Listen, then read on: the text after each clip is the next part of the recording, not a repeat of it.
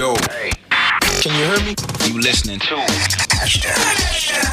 WAW. What a week. Yeah. What a week. Welcome to WOW What a Week, part of the Africa Podcast Network. You can email us at waw@africapodcastnetwork.com. Hashtag PoliTricks. So if we had to give him some type of commendation or an order, we'd give him the order of the Q Marshal, because he helps direct us to our destinations and he keeps us in line. Well, in the intellectual and political news sense anyway. And welcome back to Botsang Modimowame. What's up, my dog? Good morning, Mr. S, and morning to the viewers. Welcome. Thank you very much. Wow, what a week. The week that keeps giving. No, this country is a movie in making when it comes to politics and everything else. Before we get into the movie, 29 years of freedom. It's Freedom Day week this week. Exactly 29 years ago, went to the polls for the first time. What are your reflections on 29 years ago and also on the past 29 years? Well, very, very tough position you're putting me into. Firstly, I sit here and I say, is this what black people or African people struggled for in South Africa? Why do you say that? A lot that was supposed to happen did not happen. And I will go to the fundamental founding principle of the Native National Congress, known today as the African National Congress. When the likes of Pixley Isaka Kaseme and other founders of the ANC sat down and founded the ANC and eventually launched it in Bloemfontein or in Mangaung, and the ANC went by the words, Mayibuye. What did they actually mean? And I will always go back to it. The fundamental founding principle of the African National Congress, which is the oldest liberation movement in Africa, and most of political parties in South Africa were born, they were branches of the ANC, as they always boast with that. What did they want when they said Mayibuye? For those who don't know, Mayibuye is an Nguni language to say, let it come back, or it should come back. Let Africa come back. Let Africa come back. And yes.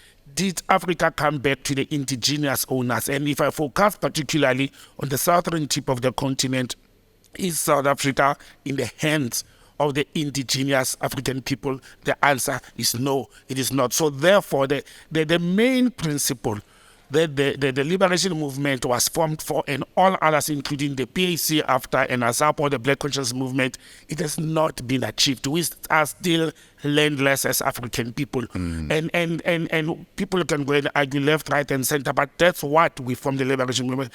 Only after the 1953, 1955 launch of the Freedom Charter, the breakaway of the PAC, but when the ANC actually relinquished or dumped what we called the program of action, then we started hearing talks of non-racial equality and all those things. But the fundamental principle of the return of the land to the indigenous owners did not happen. And for me, that's the sad part of the whole thing. Because if African people were in control of the land, including the economic land, all sorts of land, some of the social and economic ills we are sitting with today as African people in our own land would have not been happening. But the fact that we are not in control and in possession of the land that was taken from us through a barrel of a gun, through rape, through murder and all those things, is still in the hands of the settler minority, is the problem we must resolve. Land question is paramount importance to the freedom of the people of South Africa. Nonetheless, despite that, looking 29 years back from 1994 to this week that we are focusing, there's a lot of changes that has happened in the country. And I've just said to people in your studio recently that, people, when they speak of freedom, yes, we do have freedom to can carry ID cards like white people. We can go to same schools and we can queue with them, we can share parts with them. But I don't want to take the scheme part of it and the face value part of it, there are tremendous, achievements that we have achieved as a nation. And I don't want to focus only as a government. Peace and stability are very important in the life of a human being. There has been a transitional peace, fair and square. The instability that we're experiencing and insecurities that we're experiencing, they are mainly based on criminal and socio, economic ills. They are not based on, we do have skirmishes of here and there, some racial tensions that happen now and then in the country, but there has been peace and stability. And so far, the last 29 years, we should clap hands to ourselves to say we managed to contain, whether that was kept it together. Properly, kept it together. And that's one element. The second element is, I recall vividly fresh as far back as 2005. South Africa was rated, and this is one thing I'll always hold high. I may not be a proponent of the so-called RDP houses due to the quality, but we know what caused that. It was corruption in some instances. It was trying to do, but in 2005, South Africa was rated as the best country and the number one leading country in the world that has provided a low-income cost housing free for its inhabitants. And those are some of the things that we are continuing to do that. And to this day, there are very few countries, if any at all, that continue to do that. Exactly. You can mention the social security grants, which do not only cover the citizens of this country. Our neighboring countries with their citizens in South Africa as immigrants trying to make a living here, they one way or the other benefit from those social grants as well as health grants. The provision of free basic education to deserving families or children who come from very impoverished families.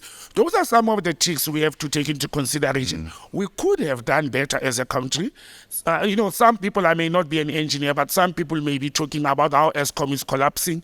The political office bearers and those at the helm of state-owned enterprises like ESCOM could have done better than we are not where we are today. But we should also think that ESCOM was formed years back in the 60s to make provision for electricity for less than 5 million elite white people. Sure. We moved from 5 million over 29 years to approximately 60 million. And not only inhabitants of the country, but also the industrialization of the country, the mining of the country, so the consumption of and neighboring countries. And neighboring countries as well. So those are some of the positive aspects that one can look into to say, but coming back to reality, unemployment, the collapse, and I'm calling it a collapse of quality basic education in the country is of serious concern. Unemployment, particularly amongst the youth. Yes. Those who were born in 1994, they are 29 years of age. They are right or the middle of being youth in the country, and the majority of them, over 53% we have learned now, are roaming the streets and are unemployed with a bleak future in front of them. That's something we should worry about. But I've also looked at the economic development and empowerment of black people in general. We've had a few elite black people, coming out of townships and having business or running businesses.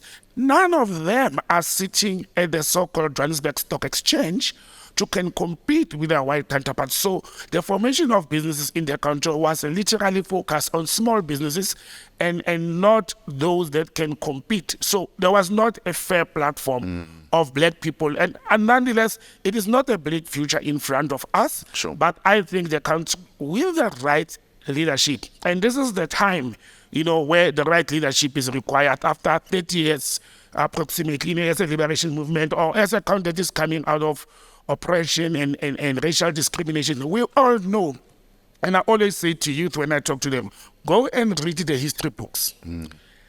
Each and every liberation movement, 10 political party in the continent, the lifespan is between 25 and 30 years.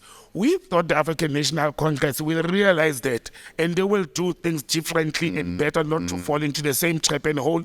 It doesn't look like they've realized. It doesn't look like they will do things different from what ZANU and other Pan-Africanist parties in Ghana and everywhere else in the continent have done. They've done the same mistakes. They are continuing where our forefathers were. And I think we need a dynamic change of leadership in South Africa to can enjoy the fruits and the benefits of this democracy and this freedom. Without laboring the point, often many speak of the Codesa betrayal and that negotiations had black folk on a back foot. If you could reimagine Codesa, what would you have done differently? Well, look, Fresh, there's a quotation I like to use. Nobody who has opposed you or anybody will ever relinquish freedom Sure. or oppression too. Never. If you want freedom, you must fight for it. It's the same as brutal. If you want a six-pack on your body or you want muscles, you must go to the gym. You must practice.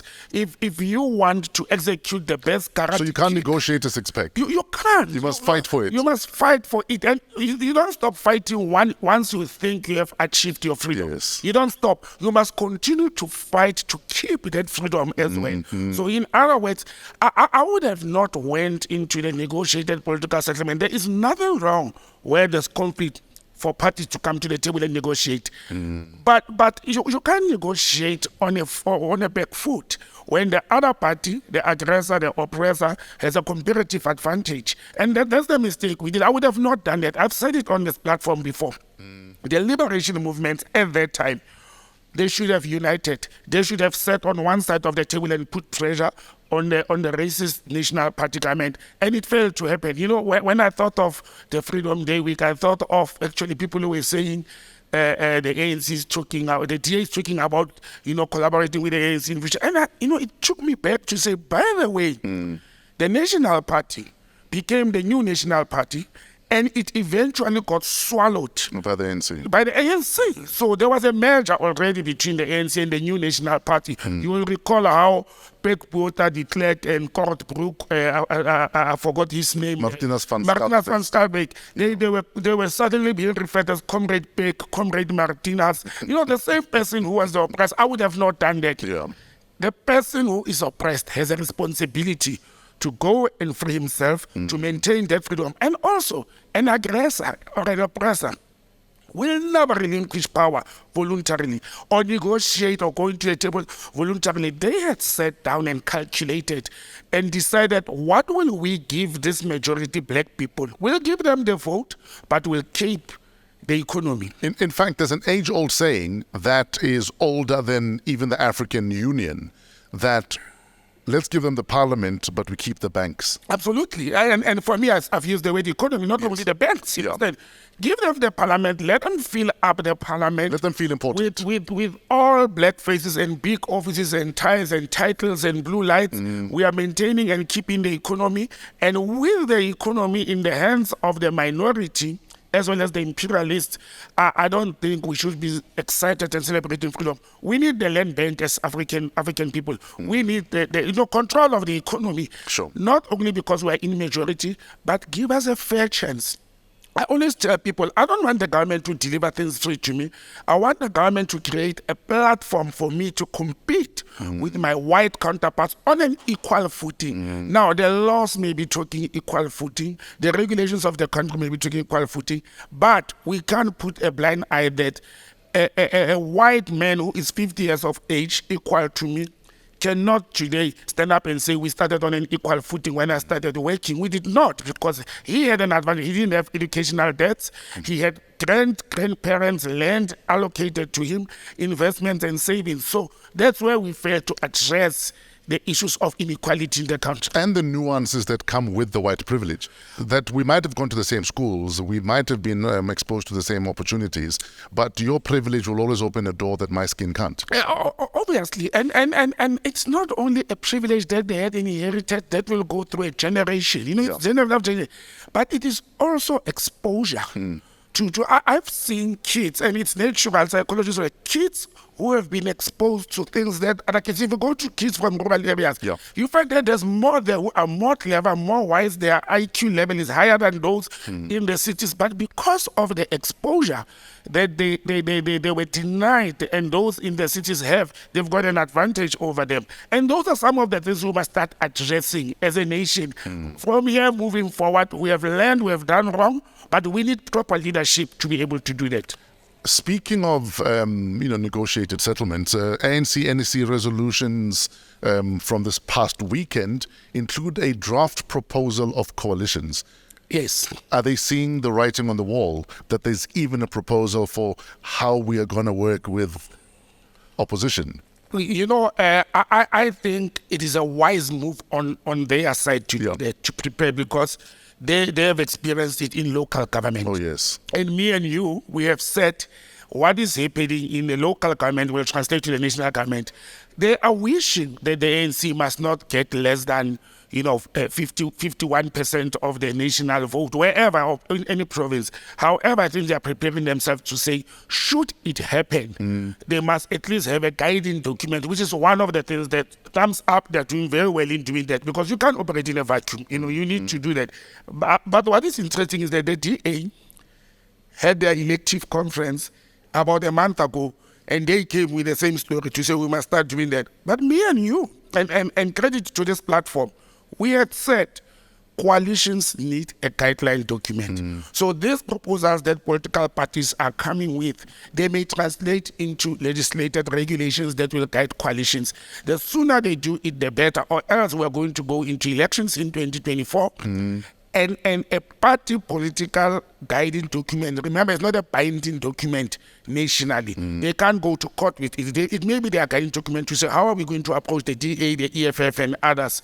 But I think we need a national legislation to can guide coalitions, because our democracy and our IEC voting, situation, it's open to everybody.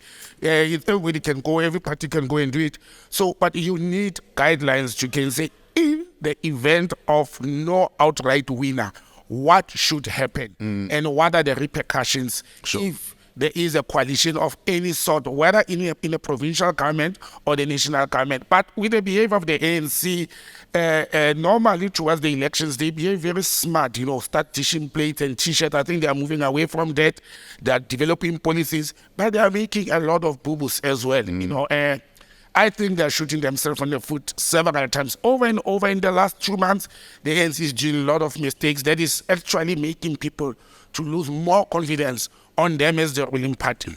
In fact, one of the big issues that came up and almost disappeared on the same day was the fact that the ANC feel that government should withdraw from the Rome statutes at the ICC. Yes. And then, less than a day later, it was a case of, actually, no. We are members of the ICC in good standing. Like, what is going on? Are we in? Are we out? Do we want to be in? Do we want to be out? And should have the ANC backtracked? Look, I think, I said last night I will believe that only if I see the official statement, because it was upset. It was less than 24 hours, if you look at it. What is wrong with that whole thing that has happened is two leaders of this country. One is the Secretary General of the ruling party. One is the President of the ruling party, as well as the President of the Republic. On two separate platforms, two separate media covers, they go and they say the same statement. The facts are the same, and they put it there. That became very clear to us in the international community that the ANC has had that discussion. That's the first point. And it's not the first. Remember. And there's nothing wrong with that discussion. The discussion emanates from the 2022 December elective conference. Now let me help you and the viewers. This decision of the ANC was taken in the elective conference in 2012 in Mangaung. The same decision was taken in 2017 in Nasrec. The same decision was taken in 2020 in Nasrec. So it is not new. Only this time, after it was the first time they go in, they now discuss it in a meeting, a normal, a regular meeting of the NEC. And they come with a resolution to say, let us implement this decision, or let us drive it to the government for the government to withdraw from the ICC. We all know, and it's common cause, that withdrawing from any international or multilateral fora, it's not an overnight thing. There are processes to be followed. So there was nothing wrong in the ANC indicating what they've discussed, and the president confirming. Remember, he must always remember that he's wearing two caps, but it's one cap. Confirming what was discussed within the African National. If I had listened to the president very well, he did not say South Africa is withdrawing. He said the ANC has had discussions, and these discussions, it was to say eventually they'll be withdrawn from the ICC. And he explained, in short, he explained why, what are the reasons, and so on. But normally there will be engagements, diplomatic engagements. There will be engagement with the ICC. I think it was very clumsy of the government in less than 24 hours to come with a retracting statement. Actually, the first mistake was the news were broken to the people by the spokesperson of the presidency, not of the government GCIS. And in him mentioning the decision or the error or the mistake or the misunderstanding, I don't know what's misunderstanding, because the president was clear. They confused each other. In him doing that, Mr. Magwenya, the presidential spokesperson, mentioned the ANC. You see, that's a problem there. He's not the spokesperson of the ANC. He cannot mention the ANC, even if the president of the country... Because he's from the presidency. He's from the presidency. He should have spoken only about what the president wanted to clarify or to reconfirm, because when I read the statement of what they're trying to clarify, it's very clumsy. They didn't need to do that. Sure. I wonder what happened in less than 24 hours that made the ANC and the government to panic. If they are principled people, they've got a policy conference resolution. They discussed a policy conference resolution. Their Secretary General went in the public space, to express what they were discussing. And there's nothing wrong with that. For them to come and withdraw what they regard as their policy, position and communicate it in one of the few occasions that the government communicates things timelessly, and then they come back and they withdraw to when they're all confusing. It's an unfortunate situation, but I think it's an unprincipled position that they've, to backtrack. They should have found a smarter way to do it. They should have let diplomats to write that statement, or maybe Dereko to come and say, we have received the marching orders from the ruling party. We will take this matter to Parliament to be debated, and we as Dereko will engage our international counterparts.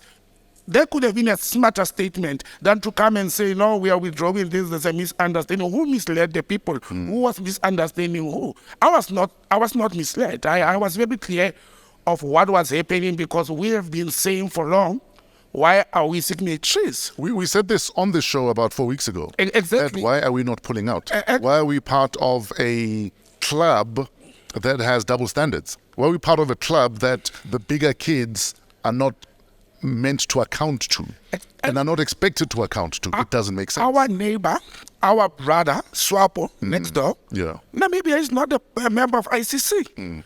So you can see that a country that is as close historically, politically, and diplomatically to South Africa as Namibia, where we even share a common currency. They're not. In fact, we met with them this week. Exactly. Actually, when that decision was being discussed and made, President Geingob of SWAPO was actually invited to a meeting, to the meeting of the African National Congress. But I think the government made a mistake there. They should find a way of communicating issues and let experts do it. Sometimes to stand in front of cameras and microphones and you get excited about this, let spokesperson and experts do these things, because they put a lot of time and they are experts. They've got the knowledge of how to communicate these things.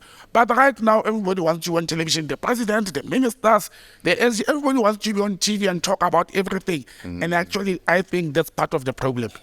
You need a communication plan. Well, we do. We have all the time. There must be a even as a party, you need a communication plan. The ANC has a spokesperson that would have taken the resolutions, cleaned them up, and prepared them for public consumption. Sure. Understand? So, but they didn't even have time to internalize. That's why in newspapers you have editors.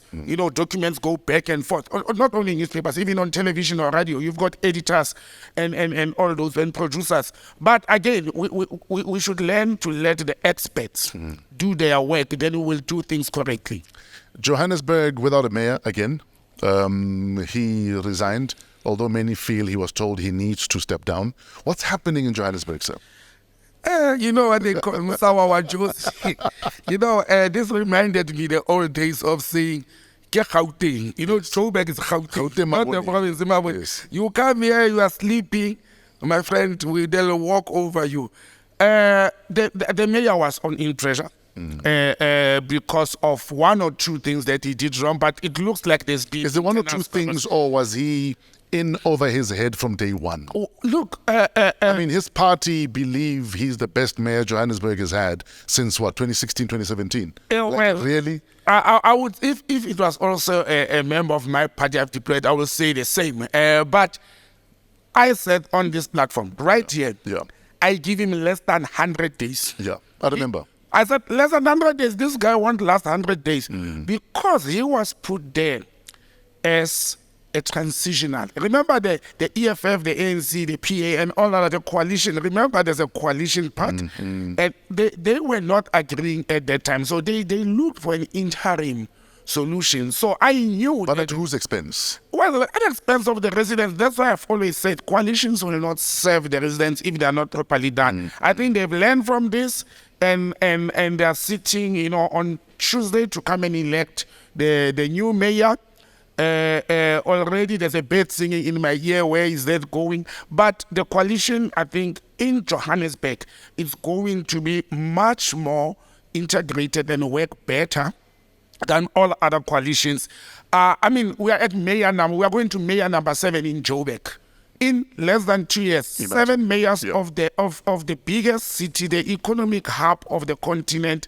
It caused a lot of instability. Another thing that why people say I don't know why people say the mayor is not important. It's a symbol. We know that mayors are supposed to be a symbolic. But remember, when the mayor resigns or is fired, you dissolve the mayoral council. So all the MMCs. From the moment of resignation until the new mayor is elected and he appoints new MMCs, even if he recycles the same ones, there are no MMCs in Johannesburg. So it's always at a cost. For a week. It's always at a cost. So how is work going to be performed? Decisions. There are some decisions in the public service that require the signature of an MMC in a metro. And so those decisions, if they were supposed to have been signed on Wednesday or on Friday or on Monday, it's a public holiday again. But Johannesburg, it's on pilot. Jeez. Yeah, without a pilot. Autopilot. It's on autopilot. Understand? So it's sitting there. But really, I hope and pray with the intervention of the provincial chairperson of the ANC, who is also the premier of the province. I've seen also the MEC of Kokta in the province being worried and concerned about all the things that are happening in the province. And they let them take off their ANC T-shirts and logos and focus on service delivery and stabilizing the province as well as these metros.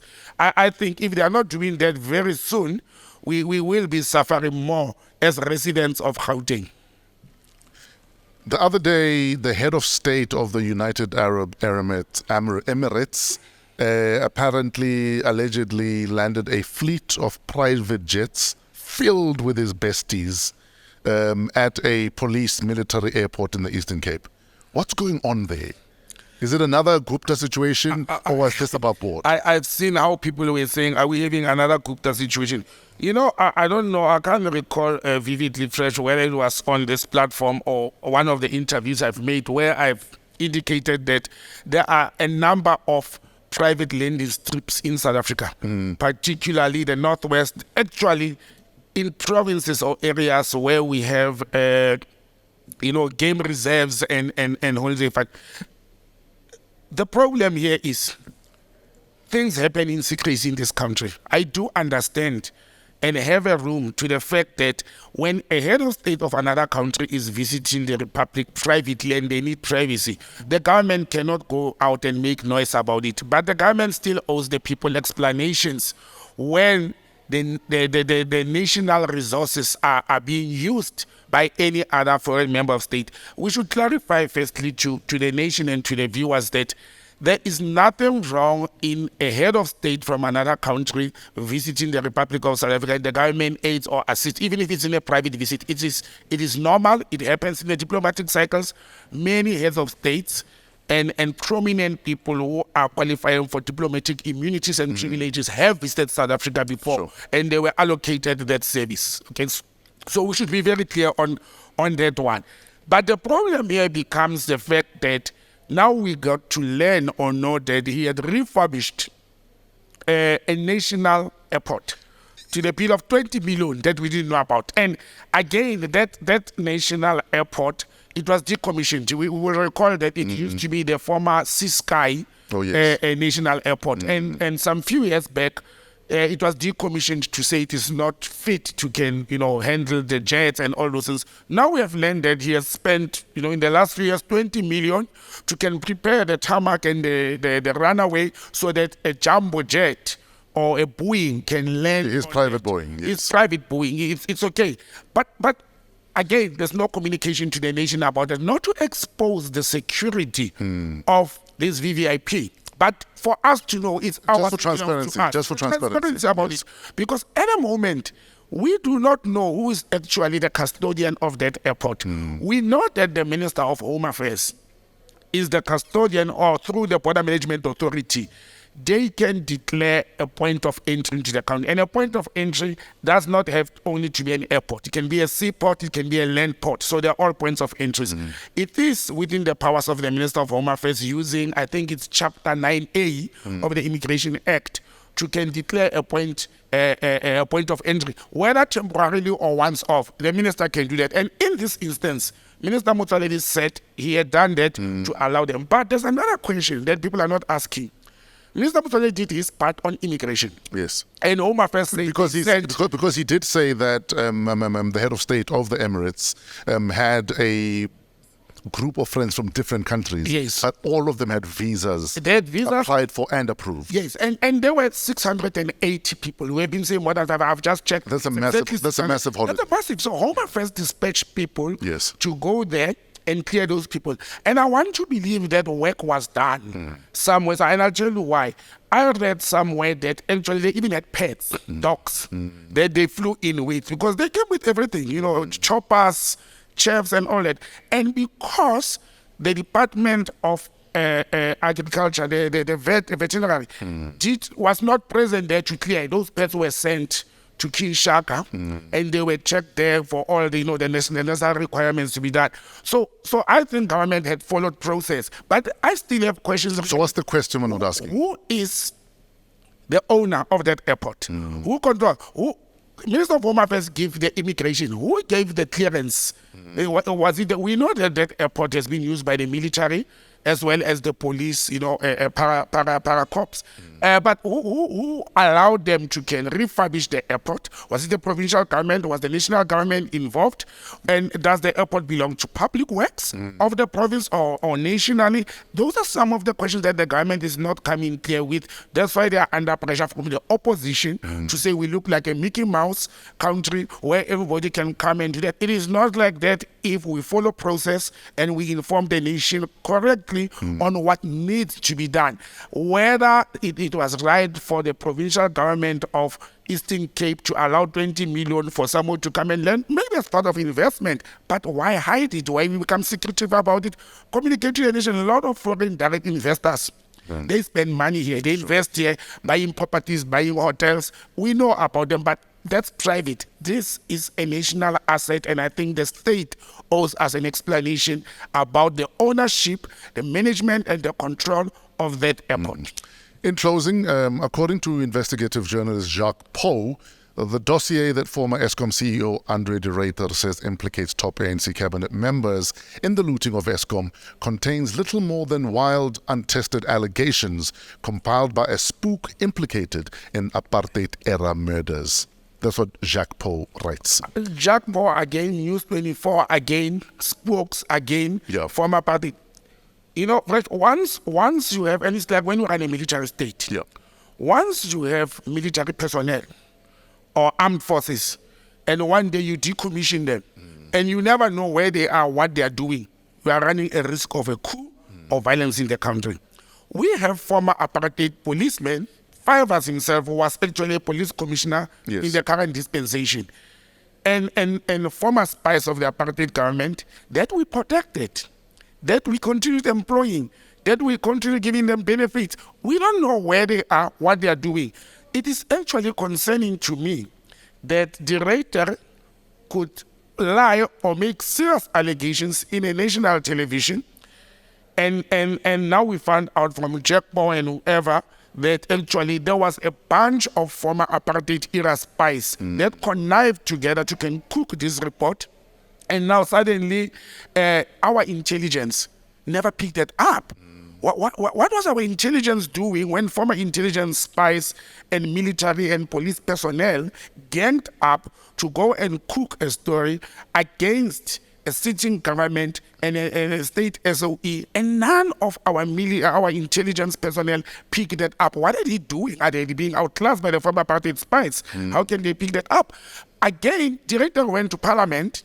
He actually did what G4S has done. He showed Parliament a middle finger by saying to them, I'm not going to give you names. I'm not going to answer on what is happening. We allow them. We hired director. We paid him 7 million per annum. And he goes, he makes allegations. Then he goes to Parliament. You can see how our lawmakers, our Parliament is being undermined by white capital. Understand? A CEO of a state-owned entity goes and leaves the state entity and the state resources, make use to have an off the record investigation. Yes, off the record. Private, investigator. Fivers owns that private firm that did the investigation, if it is true.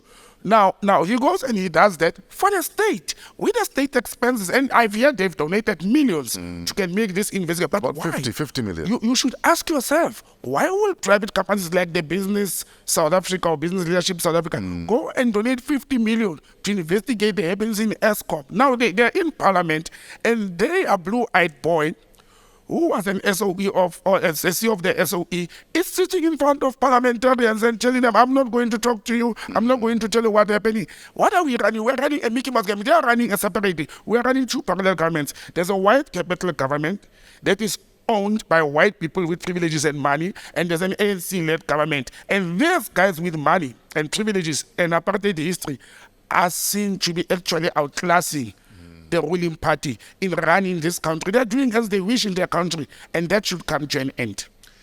And on that note, celebrating 29 years of democracy, we put a full stop, sir. Thank you very much, Ras, and thanks to your viewers. Ladies and gentlemen, Botsang Moiloa, find him on social media, but also please interact with this YouTube video. We love your interactions with us. We'd love your comments at the bottom. So please get in touch, interact. Botsang actually responds to a lot of your comments in the comment section. So feel free to do that. We're out of here. Shout out to AMP Studios for hosting us in the beautiful building. Africa Podcast Network, love you guys. Pezulu Works, your cinematography is fresher than fresh. Our audio engineer, Otis the Flow Fraser. And shout out to our guest, Botsang Moiloa, our creative director, Kuvesh Mohan, and our show producer, Keletso Modisakeng. Get in touch at WAW@africapodcastnetwork.com. This is... Wow! What a week. What a week.